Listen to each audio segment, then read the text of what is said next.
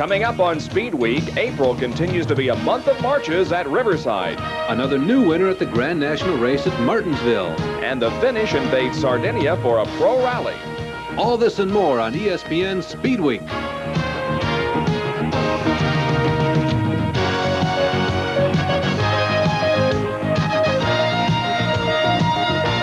SpeedWeek is brought to you by B.F. Goodrich TA High-Tech Radials.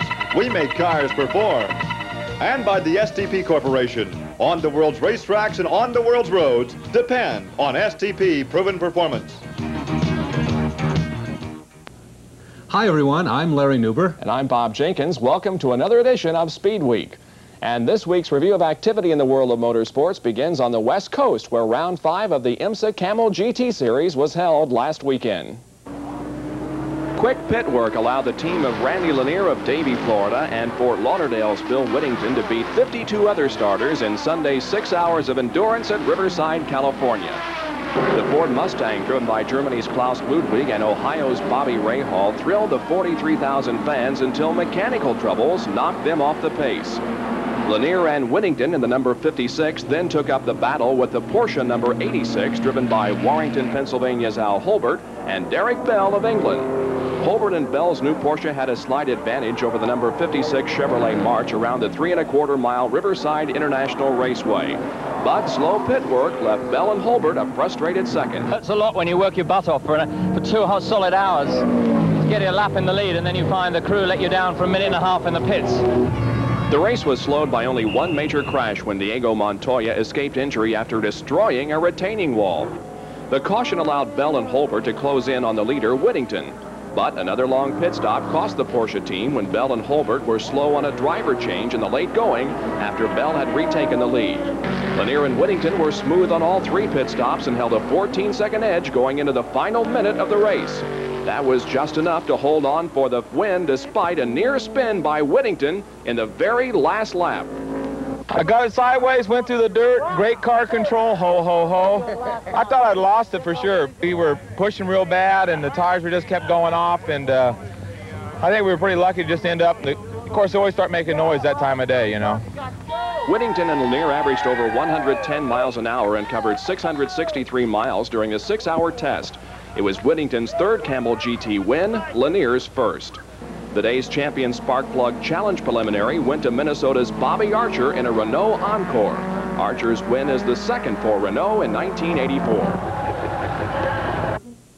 This year's crop of rookies got their first crack at the historic Indianapolis Motor Speedway last weekend. 11 took part, and every one of them, repeat, every one of them turned in speeds fast enough to qualify for last year's Classic. John Paul Jr. is a rookie, but on a technicality. He didn't qualify last year, but already has won a 500 at Michigan. We're here just to try and dial the car in a little bit. Besides that, I haven't been here since I crashed, so normally you get back on the horse right when you fall off, and I've had to wait a year, so we thought it was in our best interest to come back and let me run without the traffic out there. There could be 90 guys here the 1st of May. John, you did crash here the last time, but there have been a lot of successes in between. Did you think about the crash, though, when you came back here?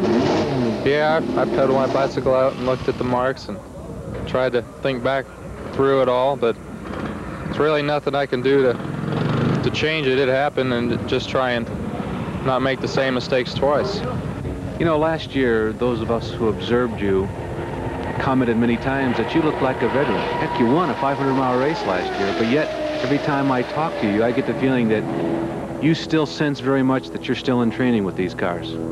Yeah, I feel that way. I don't have much time. When I get out there and run a race, and guys like Rutherford and them pass me like they're on the interstate, and I feel like I'm really on the edge, it makes you take notice of what experience means out here. To get in the groove and run 200 miles an hour entering the corners, it just takes time to build up to it. Some guys just seem to be naturals. Little Al, Michael too, he just seems to take to this place. I'm just a little different. I don't know if it's my own mental makeup or what, but I just feel like I need to build up to each track a little bit at a time.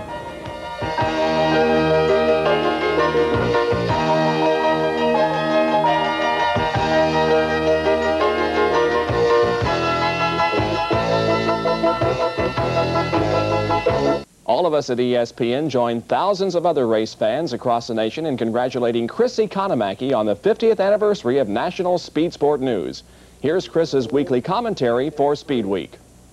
Thanks, Bob. We'll hopscotch the news a little bit today. The 1983 survey on sports attendance is out, and that has shown auto racing to be the nation's leading non-betting sport for a number of years behind horse racing. But in 1983, the national pastime, baseball, surged by them both, thanks to an increase in attendance at college games. The survey shows that auto racing lost 116,000 admissions last year over 1982. Well, let's hope that 1984 is a little bit better. Goodyear is smiling these days thanks to Michele Alboretto's victory on their tires in the Belgian Grand Prix Sunday. The racing tire business is tough in Formula One. Goodyear faces Michelin and Pirelli there. And in endurance racing here and abroad, they go up against Dunlop, Firestone, and B.F. Goodrich. On the short tracks in this country, they have Hoosier, McCrary, M&H, and Firestone to contend with, and B.F. Goodrich in off-road racing. Well, as if that weren't enough, here come the Japanese. It seems that when Mazda brought its sporty RX-7 GSL to this country, they didn't put Bridgestones on it, but rather Italian Pirellis, telling the Bridgestone people in Japan that the name did not have a strong enough performance image in this country. Well, Bridgestone wasn't about to let that situation prevail, so they've launched a massive auto racing program. They're already in IMSA. But now comes the big news. Nissan, used to be called Datsun, is seriously considering construction of a $1.5 to $2 million Grand Touring prototype car for endurance racing here and around the world, and Bridgestone is said to be ready to finance half of that effort. Our sources tell us that Don Devendorf of California will get the lucrative contract to build and develop that car, which shouldn't sit too well with Paul Newman's car owner, Bob Sharp. Roger Penske tells us that he'll be in Indianapolis this weekend with his guns loaded.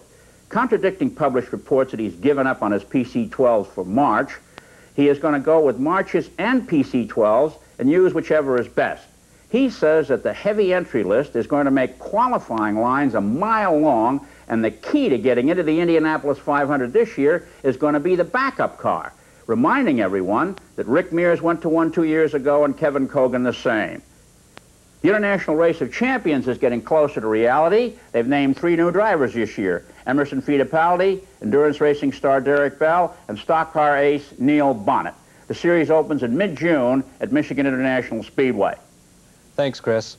The working class of drag racing, the sportsmen, had their day in the sun and in the rain and in the wind at Indianapolis Raceway Park this past week. The event, the annual NHRA Sports Nationals for sportsman cars, alcohol and gas-burning four-wheelers, and their biggest event of the year, 750 entries. Imagine that, 750 competing in 8 classes for almost $800,000. Supergas was by far the most popular with 111 weekend warriors. There are 33 regional sportsman events during the year, but this show attracts everybody. The rain, which interrupted the finals on Sunday, and the 40-mile-an-hour winds, which canceled Monday, is particularly harsh on this group, as many hold full-time Monday through Friday jobs. The finals finally peeled off on Tuesday. The top 2 qualifiers in the marquee divisions won. Here's Alcohol Funny Car going to favor Darrell Gwynn of Miami. He beat Chicago's Al DePazzo. Alky Drag taken by California's Brad Anderson over Des Moines' Vern Mose.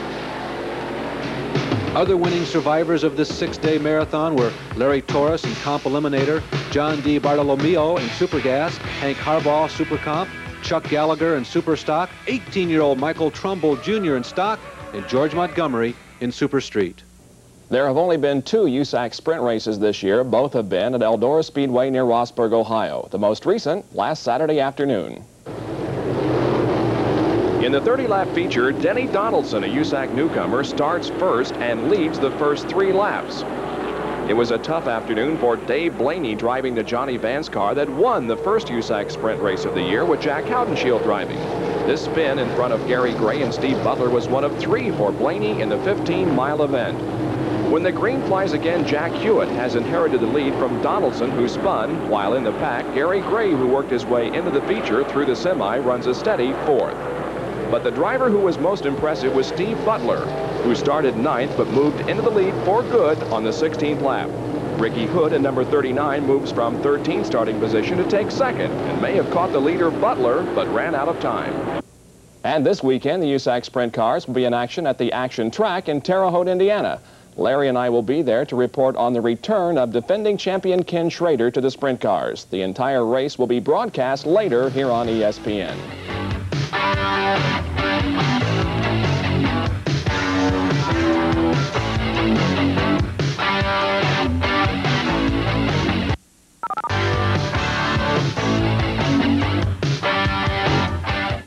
Waltrip in the points battle going into the event moved up to second.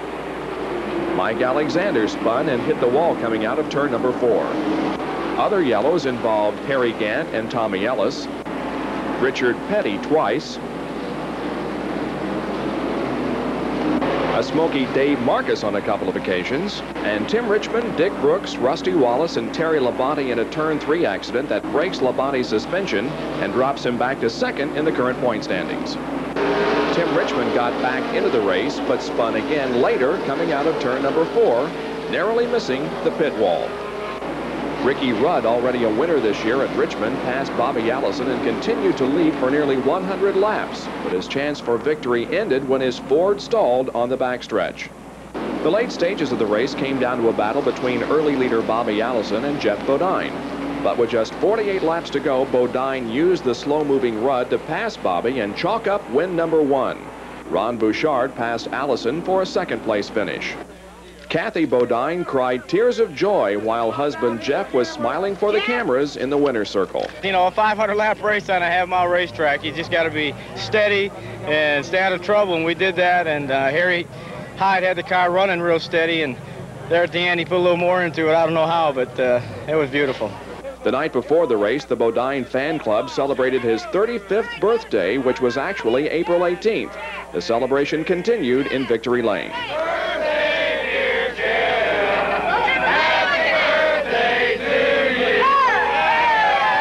As P.T. Barnum would say, what's the biggest motor show on earth? Well, here's something that you may not have thought of yet. Atlanta International Raceway is a track visited by all the traditional forms of motorsports. This past weekend, however, the 1.5-mile high-speed track hosted one of the fastest rising types of racing anywhere, truck racing. Glenn Hendershot, a former NASCAR official, founded Great American Truck Racing, now the foremost truck race sanctioning body in America. Together with the Dana Corporation, Hendershot put together a national series which he hopes will soon rival the likes of Indianapolis and maybe even Grand National Stock Car Racing. Sunday's season opener attracted 25 trucks from 13 states. The drivers of these behemoths come from all walks of life. New Oxford, Pennsylvania's Charlie Baker is the acknowledged king of truck racing. His competition, however, ranges from the very old to the very young, and even on to this man, Phil Plew of Brownsburg, Indiana, a 465-pound bounty hunter. And of course, in this unisex society of ours, women drivers are welcome as well. Shayna Robertson, a teenager from Des Moines, Iowa, is very serious about her racing and talked about it. I love racing. I love it out there. It's a feeling you can't ever get doing anything else. Truck racing is serious business. All the elements utilized in other forms of motorsports are vital for success here, too. Good pit work is essential. And, of course, drafting on a superspeedway is always the quickest way around. As with any form of racing, the noise, smoke, and the competition are all the attraction for the fans. But sometimes it's the smoke more than anything else. In the late stages of the race, there was a tremendous two-way battle that would decide the race outcome. The lead truck belonged to Bill Johnson, Trinity, North Carolina. But behind him, closing fast, was Indiana's Luther Burton. Into the final turn, Johnson low, Burton high up ahead, King Baker 1 lap down. The two disappear momentarily in a cloud of truck exhaust, but at the finish it was Johnson slamming the door and winning as they crossed the line.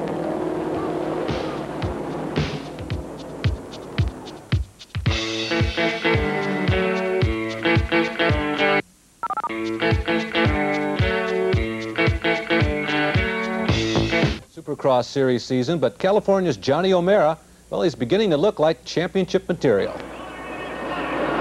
One of the prides of Honda, wearing plate number 5, entered this week's indoor mudslinger at the Pontiac Silverdome, leading the points. On Saturday night, one of his teammates, Hurricane Bob Hanna, continued his mastery of the Lion Piston Dome, beating O'Mara in the most exciting moment of the weekend, a late race pass. Hurricane blows by on the outside here with Brock Glover also in close pursuit. O'Mara, however, after Saturday's second, came back on Sunday to score a victory and cushion his points lead. Axton, Virginia's David Bailey wears plate number 1 this year, but he didn't have a particularly profitable point weekend despite a high decibel crowd support. he netted an 11th and a 6th. Mark Barnett, number 2, the best Suzuki rider of the meet, survived this tiny little detour for 2 top 5 race finishes. Illini Barnett needed the points badly. He was 7th best in the 1983 season, but shows little so far this year. The controversy surrounding the recent Monza 1000 World Championship endurance race continues. You'll recall the Porsche of Derek Bell and Stefan Beloff and the Lancia of Mauro Baldi and Paolo Barilla, which finished 1st and 3rd respectively, were disqualified for being underweight. Porsche competition director Peter Falk is trying to get that ruling reversed. We made a protest against the scale, but I don't think that this protest will go through. So, but I think we have to wait 2 or 3 months to get the result, and then I think they will say the protest is wrong or the protest is impossible. So I think that Mars and X are the winners of the race. As it stands right now, the Porsche 956s finished in the top 4 places. Oh, by the way, the underpowered BF Goodrich car, driven by Jim Busby and Rick Knoop, finished 6th overall and won the C2 division on modified street radials. More than 100 entered it, conducted over 43 stages during 2 days and a night. Most will tell you it's one of Europe's finest. It's the Costa Smeralda Rally on the island of Sardinia in the Mediterranean. You know, maybe you're a sprint car fan or perhaps Grand National stock cars, but if you've never gotten into rally, really, check this out. Here's America's John Buffon, the great red, white, and blue hope. Costa Smeralda, it's a very nice all-gravel rally run over a 3-day period. The weather this year is beautiful. The roads are very challenging. There's some in the mountains that are extremely twisty and with lots of drop-offs. Henry Toivonen, a pre-race favorite, is hobbling around on crutches from a karting accident. The Lancia's Artilio Bettega scrambles to the early lead through mountainside villages. He later crashes and breaks the leg of his co-driver. You know, pro rallies tack skills seen in several forms of racing.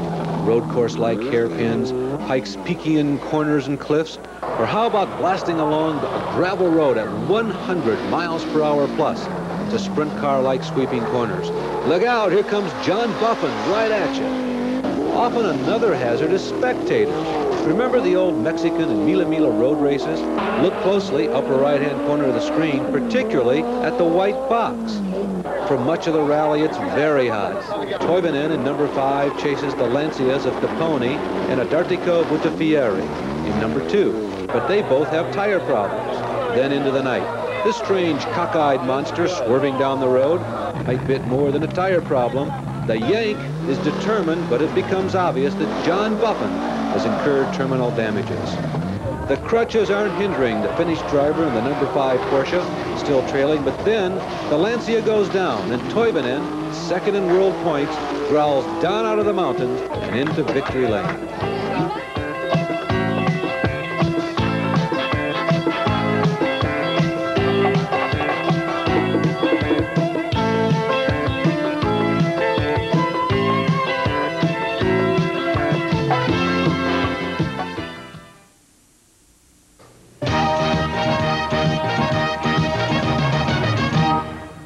Charles Carroll is a broadcaster who has become well known for his sensitive, intuitive insights as he travels around America. Well, our Gary Lee is making a lap around America, and he too makes reports. Here we are in Redondo Beach, California. Sunshine, palm trees, surfboards, and sailboats. And we're going to leave it all behind because our 24-hour rest period is almost over. The cars are lining up. Momentarily, we'll leave for San Diego, a big left turn across the bottom of the country to Miami. To recapitulate just a bit, this all began on Friday night, April 13th, at the Lock, Stock, and Barrel restaurant in Darien, Connecticut. We drove to the Logan Airport in Boston for a checkpoint, to the car and driver offices in Ann Arbor, Michigan for a checkpoint, across the top of the country to Seattle, and then down to Redondo Beach. Throughout our travels, we've had a chance to talk with many of the competition on the CB radio. And during this rest period, we had a chance to talk with a few in person. Hi, I'm Cliff Cudney. Pete Corby. Andy Dupin. And we're the stuntmen from the East Coast, and we didn't have anything to do this week, so we thought we'd just drive around the United States a little bit in our Dodge Ram Charger. Team Avanti here, and you got the one-armed bandit and my co-driver, Miss Susie Parker, and we headed eastbound with a hammer down okay. Well, we're cranked up. A little rest. We're headed now to San Diego, then over to Miami, and we'll catch up with you, say, from Jacksonville, right? That's it, Jacksonville, and then straight up the East Coast, back to Darien. How about a chorus of happy trails? Oh, happy trails. Great. For ESPN SpeedWeek, I'm Gary Lee. Since neither of us look like Roy Rogers or Dale Evans, I guess the Happy Trails chorus will just have to wait until next week. Thank goodness. Well, this weekend, NASCAR's at Talladega, IMSA at Laguna Seca, USAC at Terre Haute. We'll have reports on all those races next week on Speed Week. I'm Bob Jenkins. And I'm Larry Newber. We leave you with the Jeff Bodine celebration from Martinsville. See you next week. Speed Week has been brought to you by BF Goodrich TA High-Tech Radials. We make cars perform.